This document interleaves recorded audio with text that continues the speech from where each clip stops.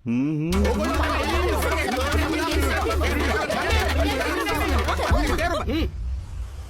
කඩේ මං කතා කරන්නේ. මිසස් නෙනි ඔයාගේ මහත්තයා මේ මොකද කරන්නේ? මගේ ගෙදර බඩු පෙට්ටියක් චූ කරන්නේ පළයක් ග්‍රවුන්ඩ් එකට ගිහිල්ලා. ඒ වුණාට ඔයාගේ මහත්තයා අද චූ කරලා තින්නේ මගේ ගේ දොරකඩට ඇවිල්ලා. එයාට කම්ප්ලේන්ට් වැඩි. ආයෙත් පැමිණිලි ආවොත් මම යනවා පොලිසිය. මගේ ගෙදර ඇවිල්ලා මගේ වයිෆ් පෙන්නලා ඒ වගේ දෝද කියලා අහනවා. කැත වැඩෙන්නේ නෝනා.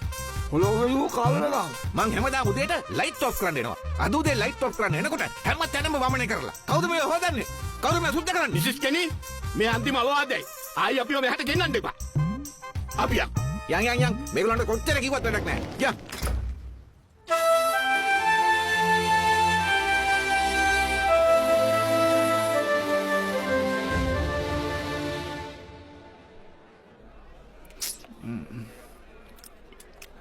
මෙහෙට වරින් බොමට පොරොන්දු වෙන්න ඕන ඔබ කවදාවත් කසාද බඳින්නේ නැහැ කියලා. අතෑරම්බා මොකද මම මේ බැඳ හැමෝම මනුන්ට බඳින්න එපා කියන්නේ?